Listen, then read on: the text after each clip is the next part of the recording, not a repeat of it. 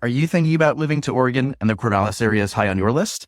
Well, we've moved over 400 families in the Mid-Willamette Valley, and we can help you too. We reached out to our clients and friends and said, hey, if you're willing to go on camera and tell your Oregon story, we'll honor your time by donating to a local nonprofit, Jackson Street Youth Services. About 15 of our friends responded enthusiastically. So let's hear what these people have to say about their move here and their life in the area. We'll do our best to show you places on the screen when they're mentioned, and there'll be links in the description below. Hey, Cooper, thanks so much for joining us today. How are you? I'm doing fantastic. How are you, Michael? I'm doing wonderful, and you're making my day here. I really appreciate you being willing to take some time to talk to our viewers here about your experience with your life in Oregon. Because if I recall correctly, we moved you here maybe just 2 or 3 years ago, right? Yeah, I think 3 years ago as of a week ago. Awesome. Oh, I should do an actual intro then, right? So that's what we're talking about today. And if you're new to the channel, I'm Michael Kreslowski with Team K Realty out of Remax in Corvallis. And this is part of a series that we're doing, talking with some of our clients and friends about their experience here in the efforts to help other people see their own stories in you. Thank you again. Absolutely. Happy to be here. So Cooper, let's kick that off then. So what is the story? Because if I recall, you've got a history, of course, with your family in Oregon, but we moved you here. So do you mind telling us a little about what that history is with the Mid-Valley and where you moved here from? Absolutely. So I grew up in the Bay Area of California. However, my entire dad's family grew up in Corvallis. Yes. My grandmother, who passed away last year, 100 years old, she moved to Corvallis when she was 27 and lived there for, if I do my math right, 73 years. And yeah. So all of my dad's family are basically grew up there or lived there. And well, after I graduated college and then COVID happened and I got a few vaccines in me, I'm like, okay, out of the old parents' house. and California is, as we're being reminded recently, it tends to light on fire.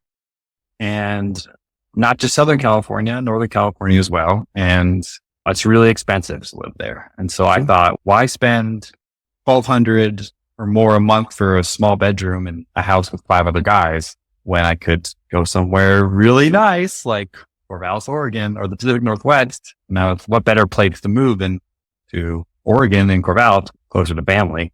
And you helped me move there, and we dragged the rest of my immediate family up from California as well. That's right. So you grew up in California. You never grew up here in Oregon, but come to think of it, I originally way back when, no, your aunt here. So you had spent time in Corvallis. It's not just where your dad grew up, right?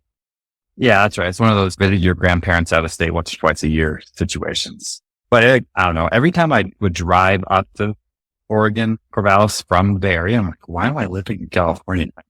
You go from like dead grass and heat to like beautiful forests and rivers and mountains and everything about Oregon. We have everything in Oregon. So you're definitely referencing some of the classic criteria, right? These are things like the climate and the temperature and the trees and the cost of living as well, right?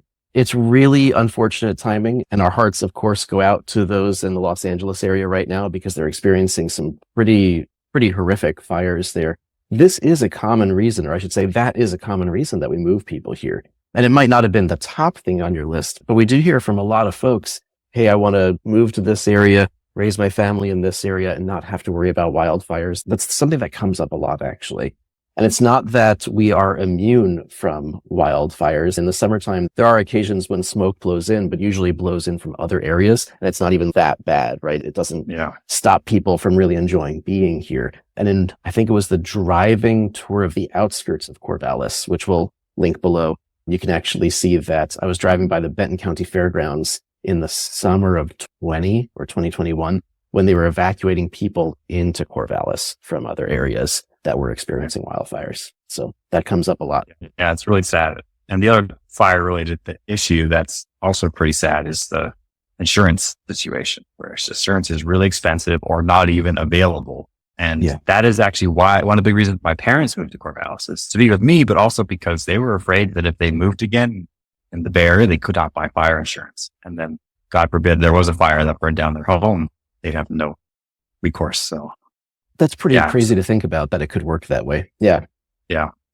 Okay. know. So you and your folks, I'm trying to remember, you moved up here in my mind around the same time, but you've been here for a few years then. Is there, and I'm skipping to the end in some of these questions that we have to help structure the conversation, but is there anything that you would do differently in your move? Because a lot of the folks we're interviewing here did move during the global health crisis, the pandemic, all that stuff. If you were to do it all over again, is there anything that you would change in that regard and how that went?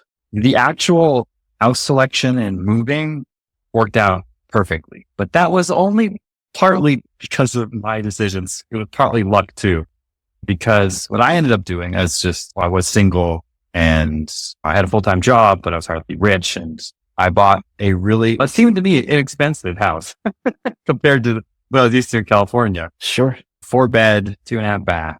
And I ended up house hacking or owner occupied, renting, or I rent out the bedrooms. Yes. And to friends and even strangers. And I basically have my tiny microscopic little rental business, but I also live there. Yeah. And after I started doing that, it was amazing. I mean, I got income to help pay the mortgage, and I liked living with people, but that was not the plan. So I think originally when I bought the house and moved in, so I think the actual process of buying and the actual outcome were fantastic. I would have thought more about house hacking and house selection from the framing of an investment, not just a place to live. If I did it all over again. Okay. And that makes sense. And that's a very valid answer. But in terms of, I wouldn't have chosen Corvallis or I would have chosen that part of town, that sort of thing's not the thought process. No, it was, no. Corvallis is fantastic. It's, for me, I don't love big cities, and Corvallis is everything I need. It's both inexpensive and beautiful and has everything, every kind of store that I would need. I don't even know if there would be a better place in Oregon to move to than Corvallis, honestly. It's a pretty good endorsement Corvallis, for this town. Pretty good. Valley. Yeah. Yeah. Let's keep that train of thought going. What are some of your favorite things that you just absolutely love about this community that you'd want other people to know about? Coming from California, from a bigger city, the single nicest thing about the people in Corvallis is just how nice they are compared to where I grew up. It's not like people are mean. It's not like you grow up and, oh my God, everyone's so mean. No, it's just, they're not warm. They're not friendly. They're not giving you a welcome gift basket when you move in. They're not chatting you up at the grocery store. You're not stopping to pet dogs and chat for a few minutes on like walking around the neighborhood. These are all things you get in Corvallis that I did not have when I grew up. Do you think that has anything to do with the size of the communities? Because I don't know, I'm not intimately familiar with exactly where you grew up. Does it have to do with the population density and the size and the anonymity that therefore comes with maybe presumably bigger areas? Or is that not the factor? It's just that people, for whatever reason, are, I don't know, a different mindset here? Yeah, I don't know. I think so. I always thought so I have a degree in human biology, but I had to lots of classes at college, and one of them was environmental psychology. Okay. Which is just how does your environment affect psychology? And there is apparently research that population density, noise, pollution, all of that causes stress, and stress causes people to withdraw and protect themselves. And so I don't know if it might be true, it might not be, but I do think that is a factor related to the Bay Area versus Corvallis. Is there is a cultural difference as well, where in the Bay Area, the most important thing is how impressive you are and your career. Okay. Like all about working really hard at fancy sounding companies, making lots of money. And I think in Corvallis, it's not like people are not ambitious. They are. It's just, they're not like, there's less of that like reputation games of trying to look cool and work hard. Work is not the most important thing to people in Corvallis, I think. Maybe less of a focus on status, or at least the perception of that sort of thing. That's interesting. Yeah. I've never lived in a community like San Francisco or Los Angeles. I'm not a small town, but I've never lived in what I would think of as very big, bustling metropolises by any means. I don't want to presume that it's always that way, but it does seem like there's a tangible, noticeable difference. Yeah. And I have a friend who grew up also in the Bay Area and has been living in Los Angeles for 4 years now. And he visited Corvallis, and he said, a few 2 days in, I think I want to move here. And the reason was the people. He thought everyone was just so much more relaxed, so much nicer, warmer. And he was just shocked. He was honestly shocked. He'd never experienced the community like that. And then there are plenty of places in the country and the world that have community like that, but not every place. And Corvallis absolutely has a community like that. It's really nice. With regards to that kind of community and tapping into it, something that I have heard people talk about when they're not moving here, let me start that over. You're a young adult and you moved here, but you didn't move here for school or grad school, right? You moved here as a young professional. What were some of the ways that you were able to still tap into the community and make some meaningful connections? Because I feel like sometimes that can be hard if you're not moving here with built-in connections through school. And obviously you do have the family connection, but do you have any advice for people that are similar young professionals that are moving here and might be worried that it might not be a social experience for them because they're not already tapped into a default network? Yeah, absolutely. I absolutely have some advice. I think to my chagrin, I was interviewed by, I think it's at Times, like shortly after, within a month of moving here. Okay. Because what was this all about? Yeah. What'd you do, Cooper? Okay. I would tell you what exactly what I do. I was also infamously quoted as saying that I didn't know anyone under the age of 70 in Corvallis, which was in fact correct. But this was okay. See, yeah, I was mostly correct. Yeah. Obviously, Michael's a few years younger than 70. Still got some time left, Michael. And okay, the whole story is I knew this problem that you mentioned. How do you plug into a community when you don't have school, work? There's lots of other avenues. But when I work from home, my professional works from home, there's nothing to pull me out of the house. That's to buy groceries. So how do I find a community? And I found, so Corvallis is small, but we have surprisingly large number of like community activities, concerts, arts. In this case, I found a nerd convention. It was an arts and board game convention. GameCon, I think is what it was called. And that was their first year at the community center. And this was like less than a month from moving. And I went and I wore a flamboyant Pokemon suit covered with Pokemon characters head to toe. That's awesome. I do vaguely remember this now. Yeah. But by all means, please tell the story. Yes. Yeah. It was supposed to be cosplay, but I don't do cosplay. I don't have any cosplay experience. So I have a suit covered in Pokemon characters. It's similar. And I don't know. I met people, cool, nerdy people who I ended up connecting with a local card game store and attending their events. They have an event every single day. And I started going every Thursday, and within a few months, we're friends. And I thought it would be hard to make friends, but if you just choose one of these activities that are surprisingly common in Corvallis for its size, and you just keep going, you will meet people who you have share interests with, who are nice. It's not honestly that difficult, but you have to go outside the house consistent. That is the most important thing. You don't leave your house, you're going to struggle. I'm glad you also volunteered the part about working from home, because as I was asking that question so that our listeners could benefit from your response, I neglected to say that part. So, that's part of the potential inertia that someone would have, is moving here, working from home during post-pandemic times, but you still made it out. And there are actually, in what you referred to it as like a nerd convention or something, like that's a thriving part of our local community here. We do literally have a list of videos to make for the YouTube channel, and Nerd Vallis, Geek Vallis, whatever we're going to call it, is on that list. Because we've got a bunch of gaming stores, Max Cavalcade of Comics, Pegasus Games comes to mind. Now there's Guardian Games downtown, and at least one or two more that I'm not even thinking of the exact business names off the top of my head. Yep. So that's a thriving part of the community here. Yeah. Yeah, it is. It's really nice. And come to think of it, you've also been active in, I think, volunteering with the Conundrum House as well. Just to give them a shout out, we're not sponsored or anything. That's not the intent.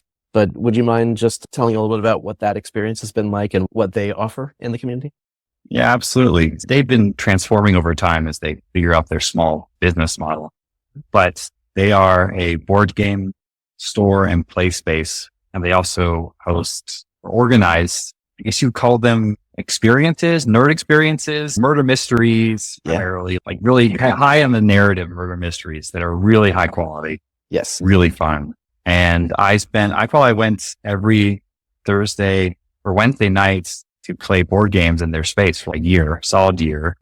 I roped myself into volunteering. Like they didn't really offer volunteering. I was like, I'll volunteer. I'll help. I'll help. And so I did. I was a unpaid actor for a few of their murder mystery events. And there's just so many businesses in Corvallis that are like Conundrum House, where they're doing really cool things. They're not super loud about it. It's not like you may not even hear about them, but they're really, really cool things. And you just connect with them and become a regular. You can get there's so many opportunities to do fun stuff.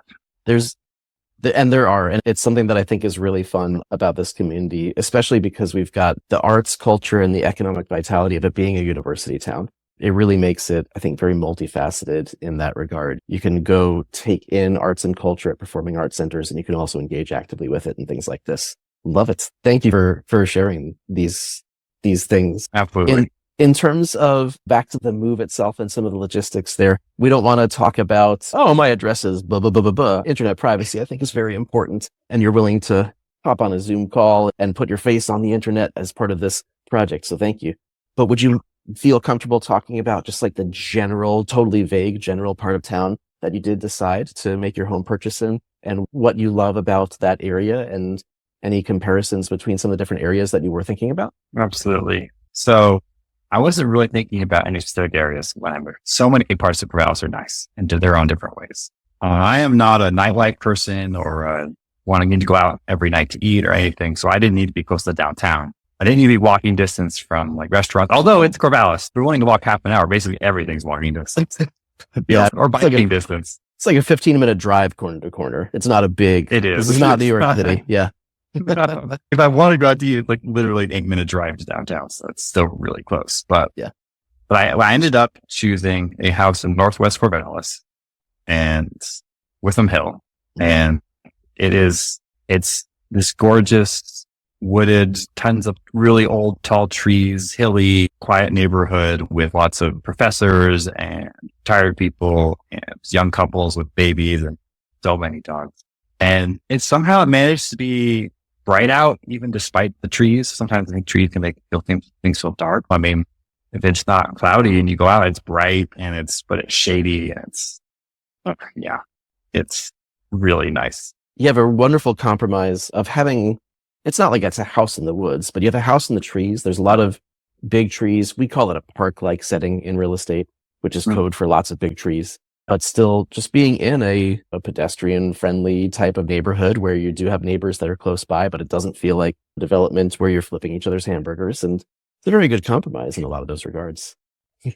Yeah, it really is. It's almost like a wooded suburb, but it's 30-second drive from there you go.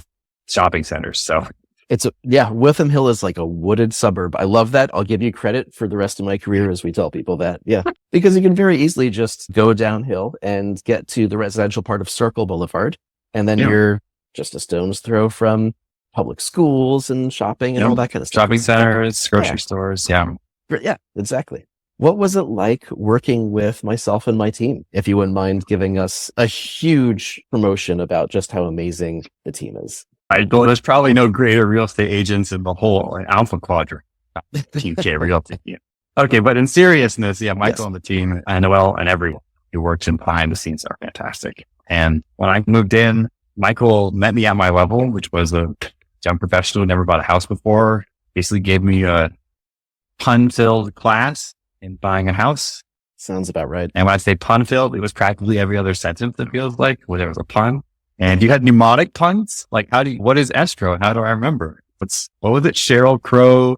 I don't even. Just envision Cheryl Crow, S. Crow, sitting over there, rolling out your earnest money in the paperwork. Oh my gosh. Is it that bad? It's that bad, isn't it? But it's very memorable. It might be bad, Michael, but it's extremely effective. Nice. And I don't know, Michael was very generous at this time. I think he looked at several houses. We even applied, put in an offer on one and didn't get accepted. Yeah. And also, Michael, I'm not an expert on real estate or negotiations, but you feel like really solid negotiator. You have a strong sense of what's going on, strong sense of the good plays, strong sense of what little tells and hints mean for the other side. It's like really impressive. Really.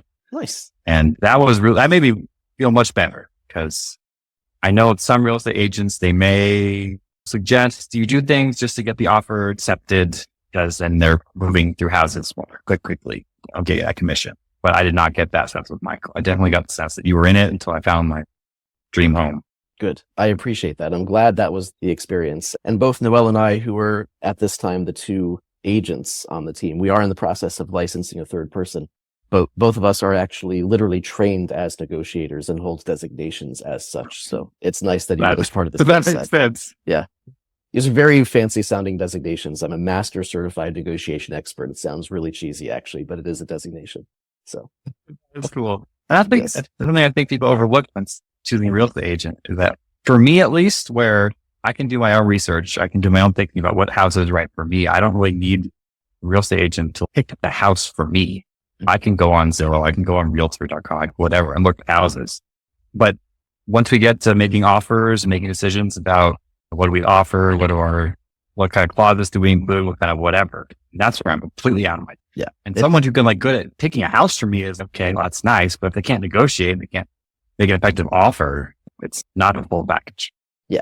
The big picture is really where the skill set shines in this profession, because as we often joke, we've outsourced finding homes. We have robots that find homes and deliver results on MarketWatch notifications. That's not the value proposition of a real estate agent. The value proposition is actually skillfully guiding someone as a trusted advisor to the finish line. So good. Let's see. When you are, now that you're settled in and you get to connect with people and friends visit you, let's go back to that a little bit. When you're having someone be a guest and you want to show off the community to them, what are some of the things that you do? So what's an ideal, almost like tourist or reconnaissance weekend, if you want to think about it that way, in Corvallis and the Mid-Valley area? What are some of the things that you would show off and therefore encourage people to check out if they're thinking about moving here? Absolutely. It's not hypothetical because my girlfriend is Mexican, not even from the United States, not even from Oregon. Yeah. And her brother lives in Albany. She didn't have a car, so we started dating. And it's, how do I sell Corvallis to this person who's used to Mexico City, population 25 million, basically anything you could ever want in terms of amenities? Like, how do I sell Corvallis? And it's honestly not that hard. You just drive around and do things, because you don't have to go far to see all the beautiful nature, which is everywhere in Corvallis.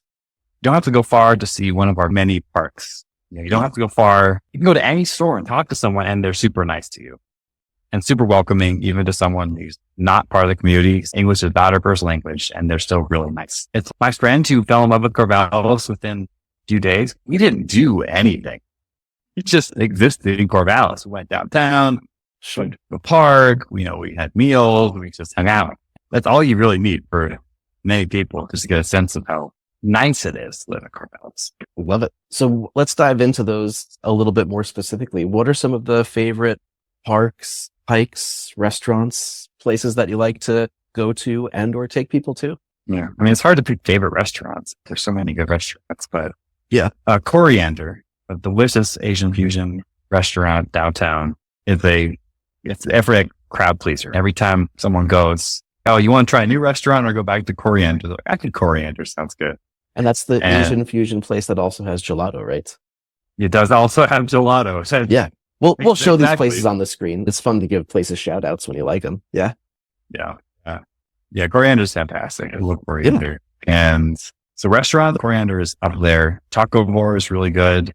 Yeah. In fact, I learned that Mexican tacos and American tacos are different, like very different, but both delicious. So my girlfriend approves the Taco Bar. Nice. They're fantastic. So I think restaurants, those are the two big ones for me. I'm not very adventurous. I just like going places that I like. And I love those too. Excellent. As far as parks, I don't know. I just go to a bunch of different parks. I don't know if I have a favorite park. It's really more, do I want to just hang out in a nice wooded grassy area or do I want to go on a hike? There's nice hiking one is Chip Ross Park. Oh, for sure. Just north of where I live, a couple minute drive. And amazing how many places to hike in Corvallis too. Not just the parks, there's just hiking trails. You've probably seen this already, but one of our favorite videos that we made was Hike Vallis. Yeah. Yeah. And Chip Ross is definitely one of those. So when you access Chip Ross, I'm assuming you go just up 29th Street and just park at the top and then access the trailhead up there. Okay. Exactly. Yep. Excellent. Yeah. We'll show all this stuff on the screen to the greatest extent possible, even though it's like a podcast style YouTube video today. Yeah. Yeah. So some more things that are not in Corvallis, but it's just nice about being in Corvallis in the valley. So you can drive an hour or two to many beautiful nature reserves, parks, rivers. I mean, what was it? Santiam River. Been there few times. Gorgeous river, just in the woods. There are campgrounds by the place to park by the river. It's Yeah. And it's a couple hours. I mean, it's a couple hours to Portland. If you really like big city stuff, just an hour and a half to Portland, longer if you drive the wrong time, but it's Don't drive there Friday during rush hour, basically, right? Yeah. Exactly. Really close to things that are not in Corvallis that are also still really nice. And they're easy to do a day trip or a weekend vacation. They're really, yeah. I stayed, what was it? Not the Santiago. Oh, I'm going to forget. But I stayed in the mountains when it was snowing, and it was like a 2.5 hour drive. I stayed for a weekend. It was amazing. And it's pretty close, all things considered. We've been having a good time doing these little videos called Oregon outings, where we're just like, here's a day trip. Here's stuff we like doing on the coast. We did one the other day. Here's going to Timberline Lodge and taking a picture with the axe prop from the Here's Johnny thing from The Shining and Bruto the dog. Yeah, Corvallis, heart of the valley. So very centrally located. You guys, you and your family enjoy going to the coast as well. If you don't mind me prompting you in that regard, what are some of your favorite things when you take a weekend trip or even just like a vacation to the coast? Yeah, my family loves the coast so much. My parents bought a house at the coast about 3 months ago. Oh, nice. And 2 months ago. Wow. Feels like we had it forever. So we loved Yachats. Yeah. It's a population 800 town in about 30 minutes south of Florence. Florence is about 1 hour drive from Corvallis. And it's Florence, Depot Bay, Newport, half an hour south of Newport. I said Florence. Newport, right when you get to the coast. Newport, 1 hour from Corvallis, half an hour south to Yachts, half an hour south from Yachts to Florence. Okay, I got the geography. It's on the screen right now. Yeah. They're looking at it. They're seeing the correct information on the screen. That's good. And it's just Yachts, especially. It's small. You have the gorgeous views of the ocean, of Cape Perpetua, this beautiful mountain. You literally 15-minute drive up to the Cape, and you get this like practically 270-degree view of the ocean from like hundreds of feet up. It's just, I don't really do anything when I'm at the coast. I just exist in the living room and watch the ocean. It's just, it's so nice. Valid. It's a great thing to take in and just enjoy the ambiance of being on the coast. Absolutely. Yeah. And just going for walks, and the coast is surprisingly temperate. It's sometimes windy, but often less hot than Corvallis and a little warmer in the summer even, or in the winter. And it's just really, and it's day drive 1 hour, do a day trip to Newport or to Yachats and come back. And you get a big drive. You take, 22, 34. I always get Highway 20 and 34 confused because they overlap for a stretch there, but I know. I think it's 20. One of them is really windy, and you just hop on it. You drive the whole way practically, and it's beautiful. Yeah. I mean, it requires a little concentration, but and you can't be staring at the view while driving. But if you're in the passenger seat, it's one of the best you've ever had is driving through those mountains, especially if it's just rained and there's some sun. From Corvallis, you go through Philomath, you literally don't make a single turn and you end up in Newport. Yeah. I think it's from my house, I think it's a 1, 2, 3, 4 turns to Yachats. Literally. House in Witham Hill. From my house. Yeah. We've got a saying that you perfectly echoed a moment ago. If it's too hot here in the Mid-Valley, if it's too hot in the summer and you want to have a break from that, you just go to the coast and it'll be 20 degrees colder. And in the wintertime, if you need a change of scenery, change of pace, you go to the coast and it'll be just a little bit warmer, right? It's very temperate, and it always gives you a little bit of a change from the Mid-Valley if you need a change of pace. So that's perfect. I love it. You don't have to have a perfect answer for this next question, but just curious, was there ever a time in the past few years when you thought to yourself, oh, this really feels like home. Like I accomplished a major goal in that regard, and I've got that feeling. That's actually easy. There's the one. It was when the first time the friends I made at the card game store came over to play Dungeons and Dragons. I love it. That was the moment for you. You were like, I did it. This is home. I've got community. Yep. Thank you for sharing that. That's heartwarming. I really love hearing that. So nice. Excellent. Going back to one of the things that you mentioned at the very beginning, the cost of living here is something that we get questions about a lot. And I'm curious, without going into details about the exact dollar amount of your house, that's not the intention, but coming from California to the Mid-Valley, how do you compare cost of living? What things stand out as being about the same, more or less? What's the general vibe, if you could speak to it in that regard? Yeah, absolutely. The single biggest noticeable difference to me is just the cost of housing. Yeah, I think I was looking at some statistics before I moved. I think it's literally 90% cheaper to live in Corvallis than the Bay Area on average. Just big variation, of course, on average. And I will say that my house, which is a nice house in a nice part of town, is one sixth the price of my parents' home in the Bay Area. Yeah. So That's a big difference. Yeah. it's a huge, I mean, it's just, I don't know. It feels like you lock yourself into having to get a stressful, intense job to afford just the housing in the Bay Area. And Corvallis is not, it's not average. I understand nationally. We're not really expensive or cheap nationally. My understanding nationally is that it's actually a little bit above average in terms of cost of living. Yeah. But for the quality of life you get in Corvallis, it's totally worth it. And compared to the Bay Area, it was so much easier to live. As far as other costs, I think if I didn't work at home, this would matter more, but just the fact that everything is so close, there's a pull of just time spent in a car going from work to home, work to groceries, work to gym, work to wherever in other areas. In Corvallis, it's basically no cost. It's 4-minute drive to the gym, 5-minute drive to grocery store. It basically feels free to drive, and biking is pretty close too. Biking is not that far to places. And I have a roommate who is a researcher at OSU, and she just bikes the campus, and it's back and forth. It's no problem. That's a very common thing here. Yeah. Yeah. The commute cost is so low. As opposed to sitting in traffic for an hour or two each way. Yeah. Yeah. I think that's just, it both costs you money if you're working, but it also just costs you your life. It's just, that's one of the few things people do not get over is just the commute time. If you spend an hour commuting, 2 hours commuting, it's just that time you don't get back. And you can try to do it with podcasts, but it's stressful and boring. You can try, though. You can try. You can try.